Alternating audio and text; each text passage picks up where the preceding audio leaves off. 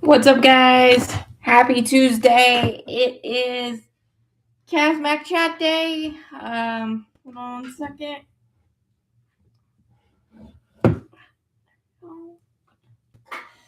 There we go. We got news to talk about and things, but let me share it real quick. If I can. There we go. Super exciting. I'm sorry it's a little late. I was helping my mom pack some stuff for Christmas. We got to mail it off so it gets there in time. So apologize for being slightly late, but not too bad. But we continue to check off boxes and make me really happy with the depth and versatility that the Braves are creating. And we have a shortstop with Ha-Seong Kim, 1 year, $20 million. People keep saying that's an overpay. No, it's not. Most shortstops, unless they're still on their rookie deal, average about $25 million. And Ha-Seong Kim turned down multi-year offers to be a Brave, and I'm very shocked as a Scott Boras client that he signed before Christmas. And that type of deal, honestly, that means he really wants to be here.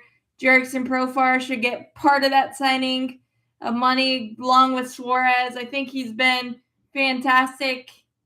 I know his indiscretions or whatever, that's, people make mistakes and that's human nature and whatever, but he's really been a catalyst in showing what our clubhouse and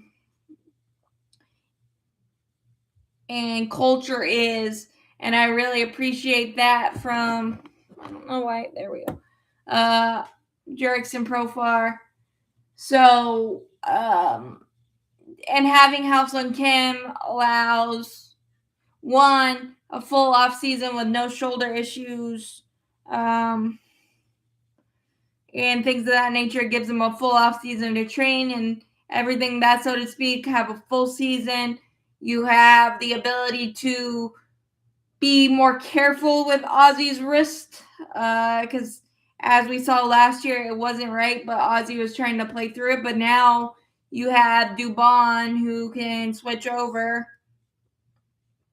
and be totally fine, which is great because both of them are solid defensively. Are they Nick Allen level?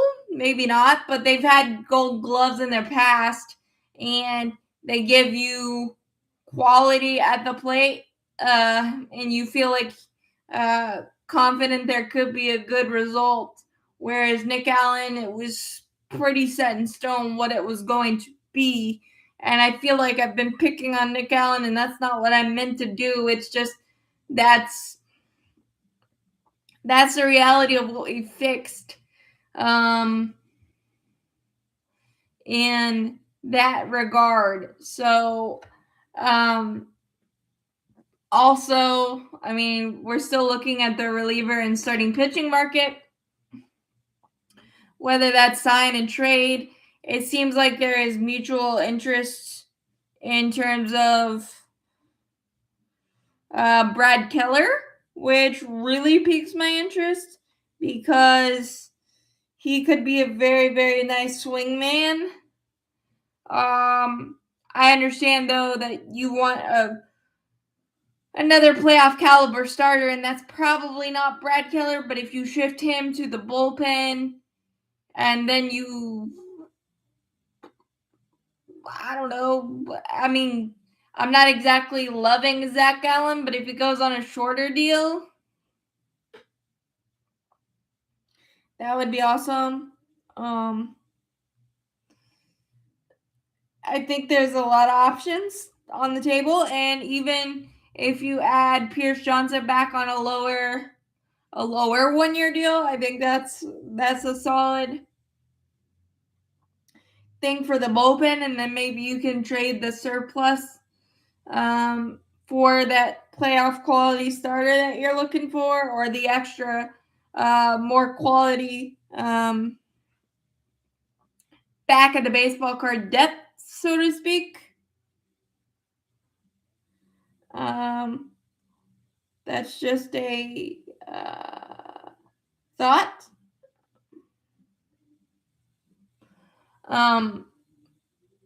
But there's still a lot on the table, and I don't think you can call Alex Anthopoulos cheap at all. And I know people again are saying that Ha-Seong Kim's 1-year $20 million deal is a lot of money, and it is, but it's only 4 over his player option. He earned the right to go evaluate the market and what he wanted to do for him and his family and everyone that is close to him, and clearly that he wanted to be a Brave. So there is no faulting in that.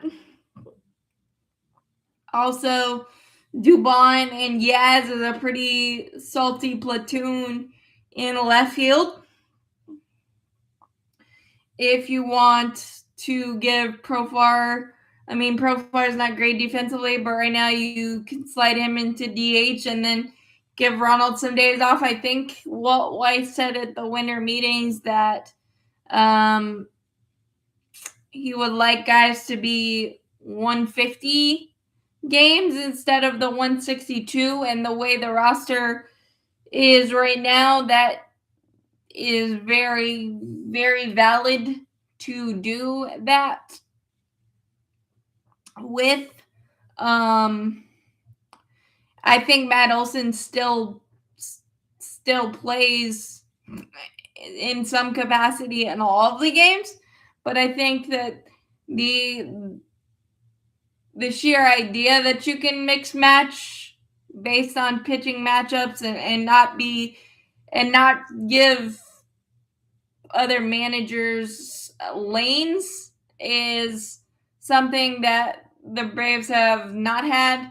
And not saying that having a set lineup isn't a good thing, because it's worked for us, but I think that realizing that guys are human and it's not always going to be set in stone and pretty every single night, and we all know that, just how sports go. But and giving a new manager so many options and options he can debate, and quality MLB options everywhere, I think that is something we really haven't had. And I think Brian Snitker got the short end of the stick last year. Obviously, we might have been dealing with the luxury. We were obviously dealing with the luxury tax and things of that nature, and that's just the nature of business plus sports plus things that are above our pay grade as fans, but that are always a factor and always will be. But this offseason proves that we are going all in, and we are trying. We are very, very big time trying, and having quality major league players at every aspect of your team is fantastic. I still think there could be like a trade of some sort, because you've got maybe Nacho Alvarez. I know Dubon's only on a 1-year deal right now, and so is Ha-Seong Kim. So maybe not there, but as the roster stands now, I think you could theoretically see that. You also got some guys like Suarez, Joey Wentz. I think Joel Payamps is going to be a sneaky person in our bullpen. But they also have no options. So those could be names in trades to improve the starting pitching. Also, you still have guys like Ranger Suarez, guys like Framber Valdez, even though I don't think that necessarily fits the culture vibe, but that's just my opinion. And if we sign Framber, he's got my favorite team's jersey on, so I'm not going to be mad at that at all. Pete Fairbanks is still out there. I mean, because if you improve your super bullpen, and then, or if you add another starter, then you can move Ronaldo Lopez to the bullpen. He's done that in the past, even though he's stated that he wants to be a starter. Grant Holmes has been a swingman before, so I think there's a lot of quality options still, and there's still some trades that could be had. Freddie Peralta maybe, but he might be exposed unless you could guarantee a extension. I don't know if you do that. There was something I was looking for, but I don't know what that was. Freddie Peralta, Hunter Green, maybe. Cole Reagans has been out there for some reason, although I don't think he should be from the Royals' perspective, but that's a name that's been floated. But it might be easier just to find a guy that you can agree to terms with. I mean, Chris Bassett, seems to fit the mold, older guy. We've given out some older contracts of late. Suarez 35, Iggy 36, even though I feel like 35, 36 is like the new 30 kind of in the prime of people's baseball careers and things of that nature. I mean, obviously there's risk. There's risk in every signing that you make. But quality risk at that. And I think it's one of those things where you just got to watch it play out. But this is one of the more complete rosters that you can think of. And you've still hung on to your upper echelon of prospects and allowing them to develop more, but also possibly using them in trades. But I don't know even where to speculate when it comes to that, because Alex Anthopoulos has a plan, and when he has a plan and when they identify players that they like, they're very, very much able to execute. And I also think in the bullpen, James Karachek, we signed to a minor league deal. He was a big part of the 2023 Cleveland Indians run. He'd been oft injured in his first bullpen that we saw. He was up to 95 miles an hour, so that could be also a sneaky type thing. When you look at the bullpen, I feel like Joel Payamps and James Karachek have a opportunity to be those I'm not saying to the level of Tyler Matzik, but like a secret weapon of sorts. Or the biggest kept secret, so to speak, in our bullpen. And I don't think you can overlook that necessarily. And I don't think you can overlook people freaking out when we sign a guy and then you look at his numbers, it goes crazy, and then he's the main guy that's designated for assignment. When you make a significant signing, you always have to do the roster gymnastics, and just I think it's another way to keep guys on the Braves radar and other teams. Like, because if you claim them, you obviously like something about them. So maybe down the line, when you you can circle back, and the good faith and all that stuff of seeing something in a guy may help your relationship. Just talking about Ha-Seong Kim, his signing and just all overall what you could see next. Starting pitcher, reliever still in play, but probably I would say Chris Bassett or Zach Gallen's probably more in play. Brad Keller apparently has mutual interest. He would be more of a swingman, although he gives me more. I like that, but Zach Gallen at a lower rate, probably. I would love that. If you go 480, that'd probably be too much. But I think the reality is that as a roster as a whole, this is one of my favorites so far. And I know, no worries. I was late even starting because I had to wrap some boxes for Christmas stuff. We had to get it off, so no worries. I was even late. No, but in terms of the roster and everything, I think it's one of the best that we've put together. Obviously, there's risk in everything, and we'll have to wait and see how it plays out. But I've been clamoring for depth and versatility, and this roster certainly gives you that in droves. Ha-Seong Kim being back is awesome, especially the deal that he got. I know people are saying it's an overpay. I discussed that. There's in no way, shape, or form is it an overpay, because again, the average quality shortstop in Major League Baseball is probably making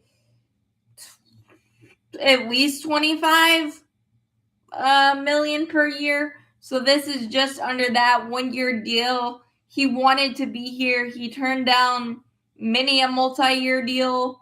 As far as I can tell, reading the tea leaves and all of that, so to speak. And he really wanted to be here. And that's all I need to know. And obviously Alex Anthopoulos and company are comfortable with it. It's another off season where he can train and work out and don't have to recover from an injury. It allows the flexibility because Ha-Seong Kim has been a utility guy, but now that you can put Mauricio Dubon, it's very reasonable. The overpay thing, shoot, almost any 1-year deal is a good 1-year deal, unless you're hitting like 135 or something. Then I'll have a conversation about it not being quality, but I think it's perfect, and and it allows Mauricio Dubon to go to the role that he flourishes in. It gives you a very solid platoon out in left field with Yaz, who crushes righties.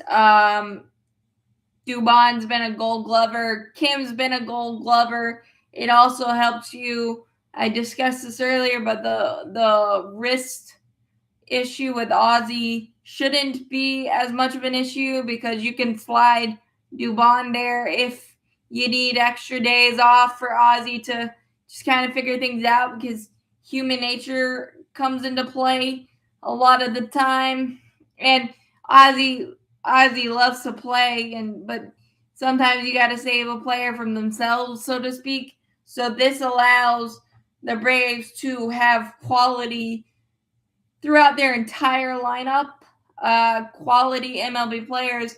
especially if you want Ronald to have a day off or Riley, but you can slide those guys into a DH and then slide Dubon in different spots, or even Kim if you think that Dubon's ability at short later in the game, you could do that. But also, Haosung Kim is a former Gold Glover, so you really don't have to worry about the defense too much. And Walt Weiss is still around, and he's the one that made our has really helped make our infields one of the best in Major League Baseball, bar none. So I don't think there's a issue with it at all. Yeah, I totally agree. I think it'll take pressure off of Drake as well with the quality throughout the lineup, because typically I don't want to typically sometimes you see the sophomore slumps, but I will say that Drake has such a good eye, and the lack of strikeouts and the walks, he showed that there is very small slump proof. I mean, you're always gonna have struggles because Major League Baseball is that hard, but it can be super slump proof. The way that Drake takes his at bats, and even like the 8 or 9 pitch out at bats, he's had a ton of those. So the quality of at bat for the most part is always there, no matter if it's a positive result or not. So I think he's more slump proof and not less likely to have the sophomore slump than other players, because I think he's so grounded in his self as a person, and you're going to continue to grow no matter what. And there's just, again, the quality up and down our roster shows that you don't have to do too much. Just do you, be you, and let it happen. Obviously,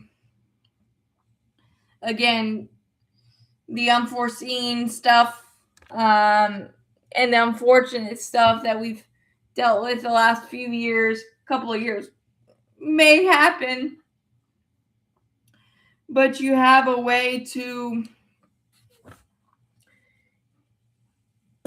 much better way to combat that with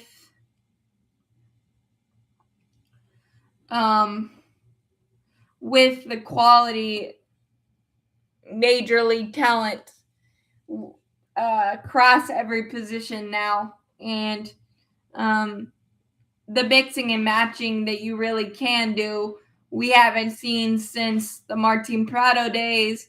So you definitely gotta love it, and it's yeah. Drake is wise beyond his years when it comes to the approach of everything, and I think it's just magical how the Braves continue to develop the catching position, whether they are actually in a Braves uniform or not, or we use them in significant trades, but how we've been able to do that is phenomenal, and it needs to be commended.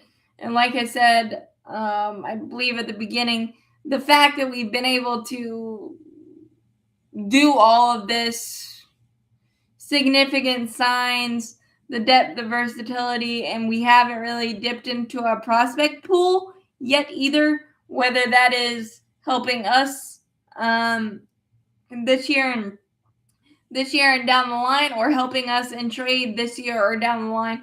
There's just so many options and things of that nature that are very awesome, and you continue to see even throughout the minor leagues. Yeah, I mean, I would, I would hope so. Again, Ronald, hopefully a full off season of being healthy. And Matt just had some really bad luck last year, so hopefully that will level out. Even though they said it was going to level out during the season, I don't think it leveled out as much as it probably could have or should have. So yeah, Matt and Ronald, we need a really big year from Riley. He knows it. Everyone knows it. But there's no reason to think that it won't. I mean, you, as a human, when you go through things in your personal life and it intersects with your baseball life, you kind of have to find your bearings first, and then all the injuries. So I think there's going to be an extra fire. And there always is with Riley, but yeah. Hopefully we add another one this year. But I tried to use this one for the good moments and the fun signings and all that stuff, and the victory hat. So hopefully we get to add another one to the mix at the end of this year. I really, again, I'm, every time a blue box comes up, I'm really excited, and you could pick apart the possible negatives of it, but until you see it, you don't know. But on paper, it all feels really good, and the possibilities are different and endless. And the fact that Alex Anthopoulos is putting his money where his mouth is and putting together a roster like this, you can't not be excited. And yeah, I'm not going to put anything past Chris Sale. He may not be diving for many baseballs or anything of that nature, as he shouldn't, but yeah, I really never put anything past Chris Sale at all. I think that it's crazy what he's been able to do in a Braves uniform. Yeah, I know he had the blip on the radar last year early on, but I mean, you're not always going to have your best stuff or be your best. You just got to kind of grind it out. And unfortunately, all of 2025 felt like a grind for all of us. And yeah, definitely don't put anything past Chris Sale. And what we've done, again, there'll probably be maybe an upgrade for starter or a reliever, and then you kind of mix and match there, but I don't think we're done yet.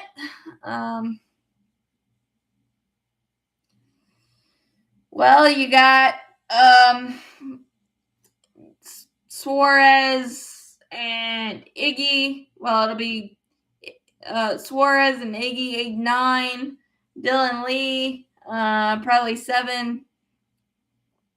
It'll depend on Joe Jimenez's knee, where he slots, but that's pretty solid. Joel Payamps probably is one of the higher relievers. So you could probably see another one. See, that's why, I mean, you could, because if you upgrade in the starting rotation, then you shift Ronaldo Lopez maybe or Grant Holmes into the bullpen, which makes your bullpen stronger. Or you go with another reliever, a Pierce Johnson at a lower rate, or Pete Fairbanks, or a Brad Keller kind of thing. He's more of a Swiss Army knife type of different thing. That appeals to me. It depends on the number, obviously, but that really appeals to me. Aaron Bummer is your second reliever lefty. You could see something there because it's only a 1-year deal, but 9.5 is a lot. Not a lot because it's 1-year deal, but just not knowing the specific role that Aaron Bummer will play, because he was used so weirdly in last year, mainly due to all the starting pitching injuries and all that stuff. I get it, but I don't know. I think Strider has a big time chance at it. Usually a season when you're coming back from injury, you're gonna have the missteps of it and understanding what your body is after a type of injury like that, and getting used to the newness of that body definitely matters. So I think having an off season to study and understand and adapt to that will allow for that, especially because Spencer Strider is such a deep thinker and such a meticulous guy. Maybe a weird duck in some ways, but he owns it, and I think that will be very crucial in whether he returns to. He probably won't return to his all injury form, but a quality guy that gives you a chance to win every single night. Yeah, I can get on board with that for sure. Also, you could have Spencer flip to the bullpen. I doubt it, because Ronaldo Lopez and Grant Holmes just seem more seamless because they've done it more recently. But I think, yes, Jesse retired. He is now the bullpen coach for the San Francisco Giants. So that is cool for him. So with him and Ron Washington in San Francisco as coaches, that might be a cooler team to follow, just to see how everything of that nature plays out, especially with Tony Vitello as their manager. So that is a cool thing to think about as well. But yeah, I think bullpen starter, don't know what avenue you go through, because again, we haven't really used any trades or any of that stuff. So you also got that avenue as well. I wouldn't put anything past Alex Anthopoulos, and I'm just really excited for the possibilities. Wash got fired.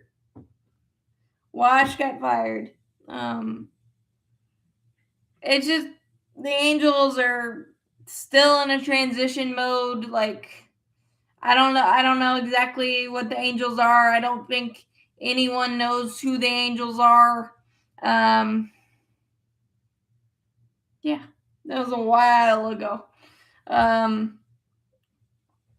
wasn't his fault. It's just how the Angels have been since they didn't trade Shohei Ohtani. They're just kind of in the purgatory of trying to figure out what they are.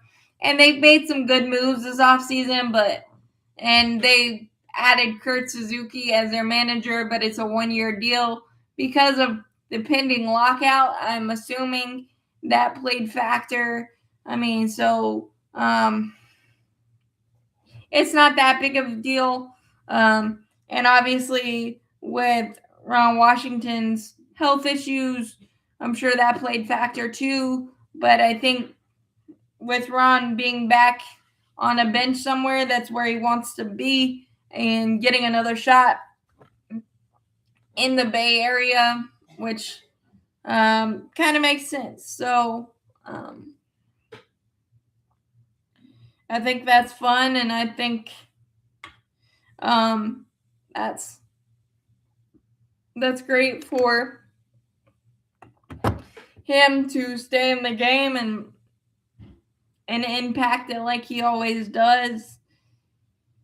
I'm surprised that, switching here, but I am surprised that the Philadelphia Phillies are stopping at Adolis Garcia in the outfield.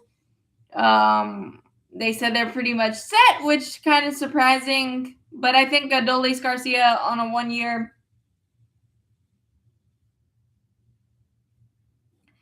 Well, I try. I try. I mean, I'm not. I know a lot, and I try to be as informed as possible.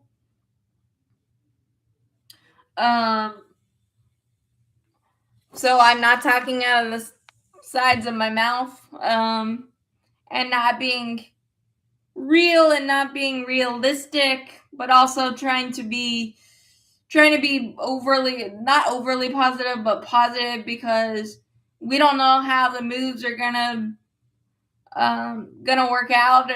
But you also have to give credit where credit is due, just because when other teams make really good moves that you wish your team made, well, sometimes you gotta go that avenue as well. So I try to stay as well informed and have my opinions as well, because everybody asks about them, but just stay as level-headed and steady as I can. Obviously, sometimes I do get heated with the hill that I'll die on certain opinions, but yeah, I try to run the gamut of baseball knowledge and how moves across baseball affect Braves or affect moves across sports, because I do talk more on this than Braves, but specifically Braves. I just try to be real with it all. So, but the 1 year, $10 million deal for Adolis Garcia, I think it's a really good one for the Phillies. I think it's a prove-it deal. I think Kevin Long has done a fantastic job.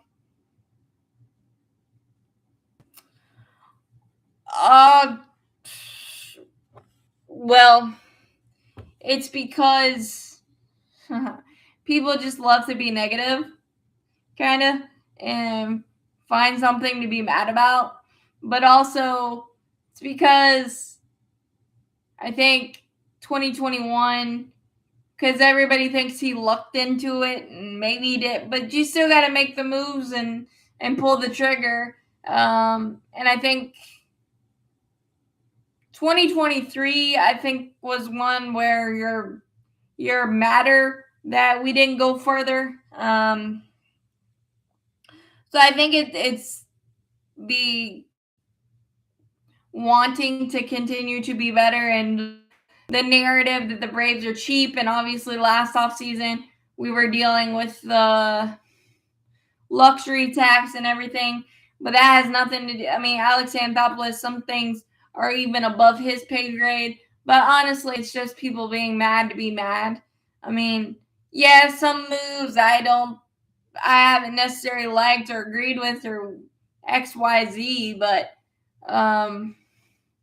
he's still he's my guy, and he's our GM, and you're not always going to agree with everything that a person does, but until you see it play out, and then you could be honest about it. I mean, but again, it's just people being mad to be mad. It's pretty much as simple as that, and I think that the thing I appreciate about Alex Anthopoulos is, look, he's not going to make the perfect move every single time, but he's not going to BS you either. He's going to be straight, be honest, and he was honest about missing the playoffs. Last year sucked, and the last couple of years were really, really hard, but I always appreciate that Alex Anthopoulos is a straight shooter, and he's going to turn over every single rock and do every single thing he can to make us better. Whether those moves always work out, aka Jared Kelnick, aka who else was a flop? I mean, I guess Orlando Arcia later, like those type things. You maybe, I mean, and not having a shortstop plan after Dansby Swanson, maybe slight mistake. Like, you're not gonna be perfect every single time. You're just not. And the revolving door that left field has been, like I said, the Jared Kelnick deal is probably the biggest swing and misses. But you miss 100% of the shots you don't take, and no GM is perfect in any of that regard. Thank you. So I think, again, I just appreciate that he. Well, I love the idea of Walt Weiss as manager. I think I have to see it a little bit more, but he said all the right things, and we'll see how it plays out. But I am really excited that he's gotten another shot for sure. And he's been around our club. He knows it. It's not flashy. It's not splashy. But I think he really deserves the chance, and I'm really excited for it. And again, I feel like a bit of a broken record, but see how it plays out. But I am really excited that the continuity in the clubhouse and the culture have stayed quality and good, and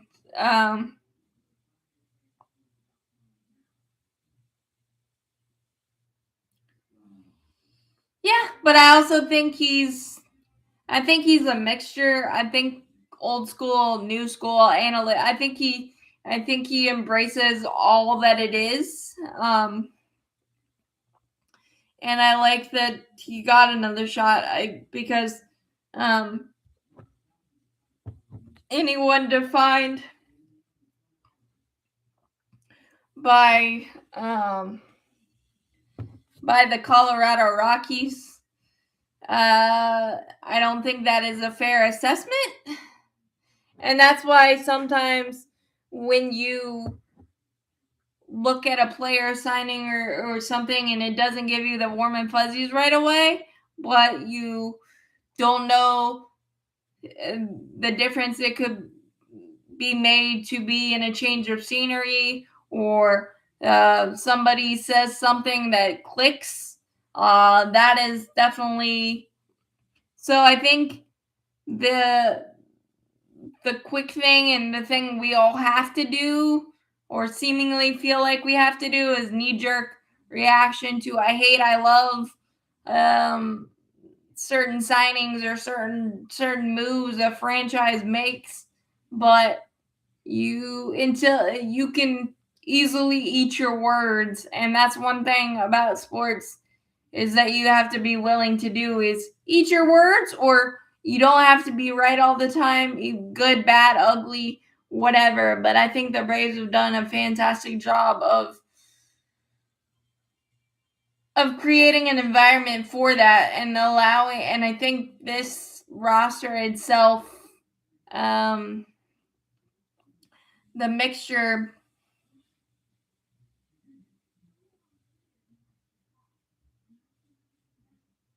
Oh, yeah. Oh, sorry. I didn't see your comment about Ozuna. Yeah, he's done. I think that, yeah, I'm 100% on board with what the Braves have done in pretty much every aspect, and yeah, Marcell Ozuna is done in Atlanta, I would think.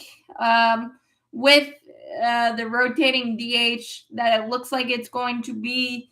And I think, honestly, it's run its course. I think he could end up in Miami, which I hate in terms of having to play him so much. But that's that's probably a good spot. Maybe Marcell Ozuna goes to Boston. He's played well in Boston before. They need something like that. But I actually don't know exactly what Boston's doing. But yeah, I think the Big Bears kind of ran its course in Atlanta, and I'm glad for that, just because it gives you more options, and it's not as stagnant of a lineup, and the ability for all of those guys to play defense, and you're able to pull the trigger more on pinch hit opportunities in bigger spots if you think there's a better matchup, because you can just slide that guy into the fielding position. Plus,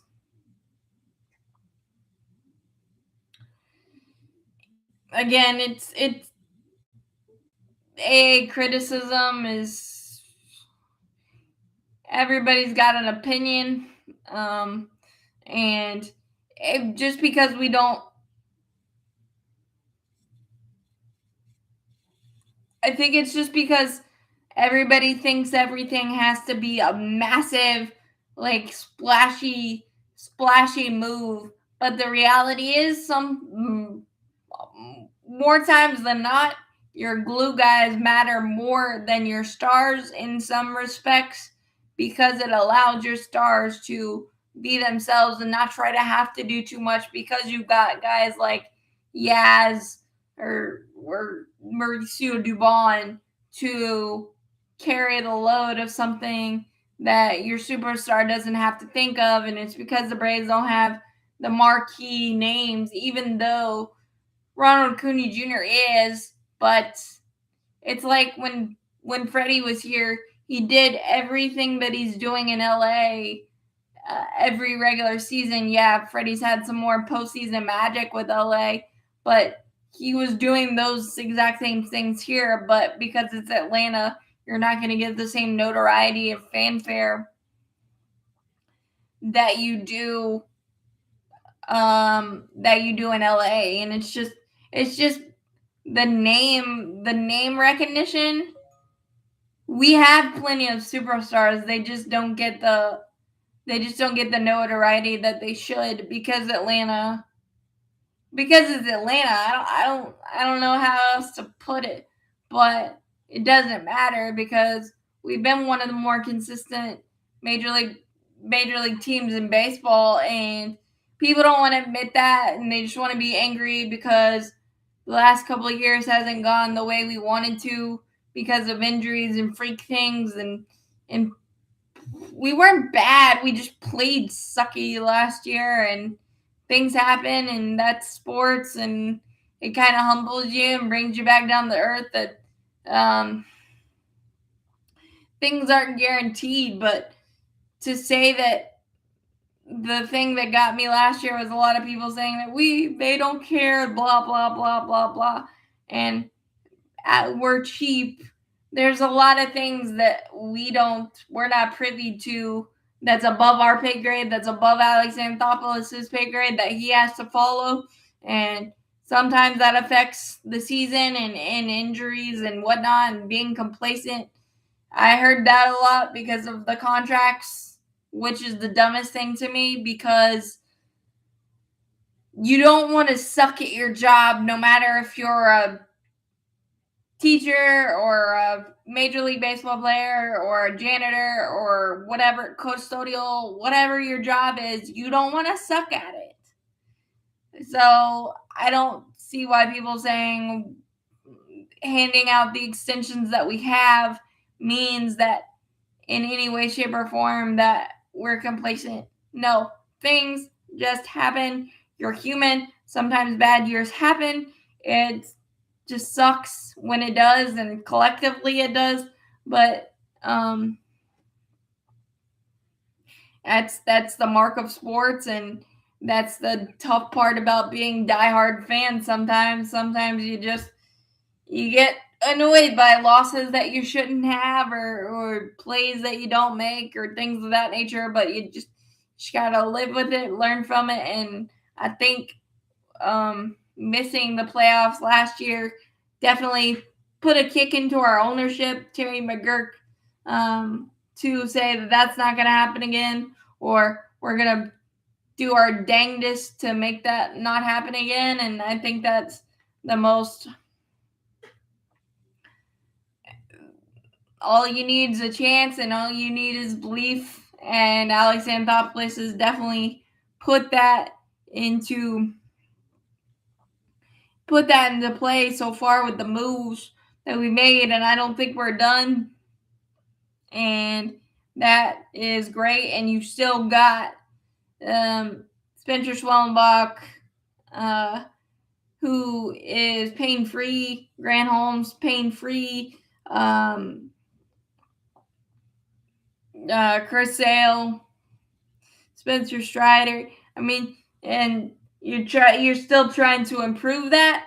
Means that we are aiming higher than the division, and that's all you can ask for. And the excitement of watching your team play every day, because you think we have a chance to win, and you think that it can happen in so many different ways, and really pumped about it. That's the best feeling in the world. Now, whether it works out and you're mad after the game or whatever, because you had a chance to win and you just didn't execute, that's a better feeling than every day knowing that you don't have a chance, which I appreciate. And that's the perspective that this offseason has given me. And it's like an extra jolt of energy, and just like the possibilities and watching it play out is going to be fun. No, I mean it plays a part, obviously, with the bigger free agents leaving. But Freddie's agents messed that up, one, and two, Max Fried getting. What's up, Wells?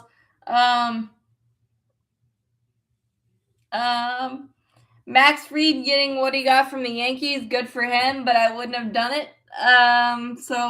And I wouldn't have not accepted it for if I were Max either. And his girlfriend, I think, is from New York, so that plays a part as well. So it takes two to tango when it comes to deals.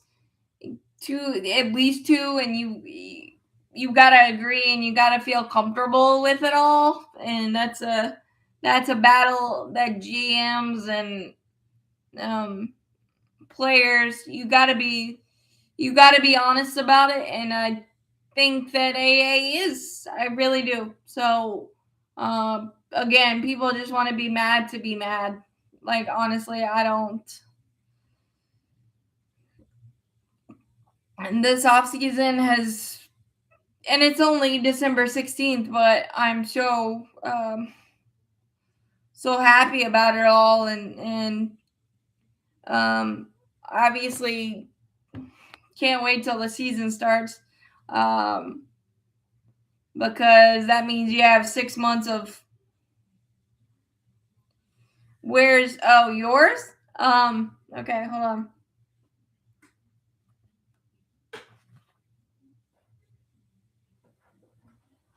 Hang on 1 second. This is yours. Hold on. That's the new lid that my cousin got me. So, and I don't know if you can see it. I don't know why. I don't know why my screen keeps going in and out dark, but looks good.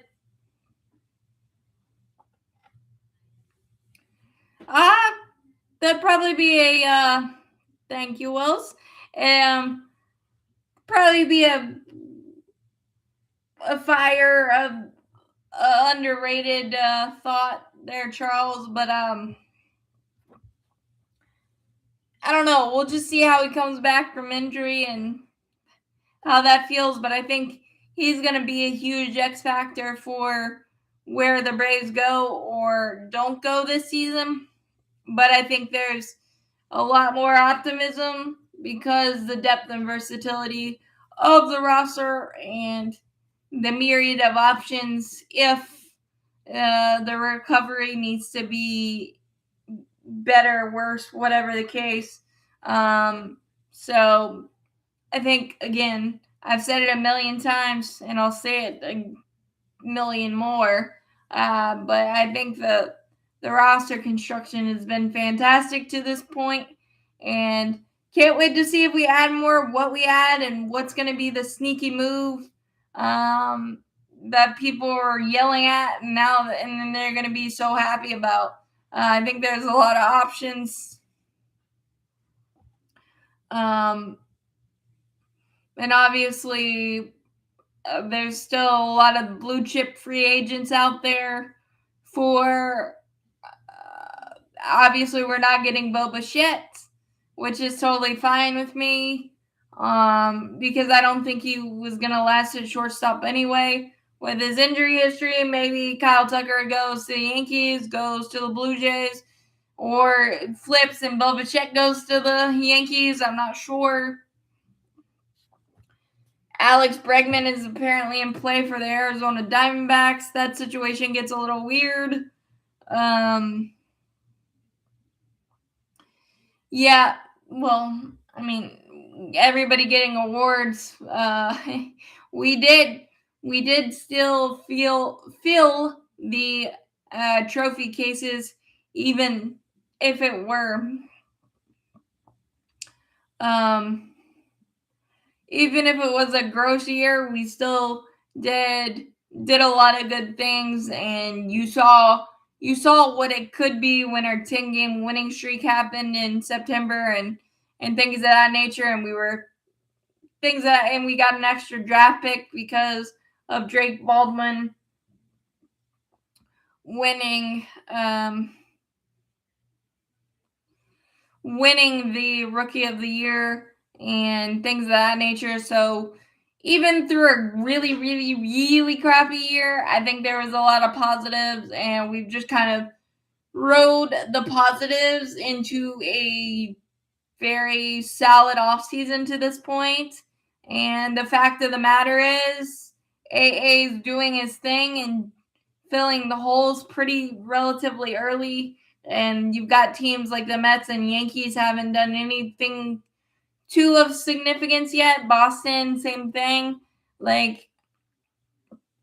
And that's surprising in that regard, but you also love to see it. Toronto going for it, the Orioles, and you love to see that, and even the Royals. I really liked what they've done of late, because that's a weaker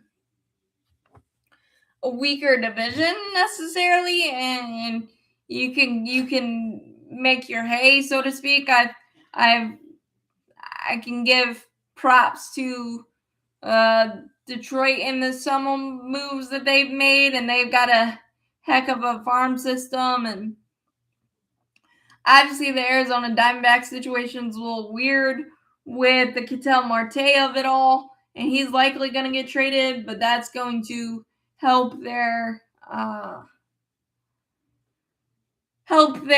club in the long run probably, and just give Ketel Marte a change of scenery, because human nature and all that stuff that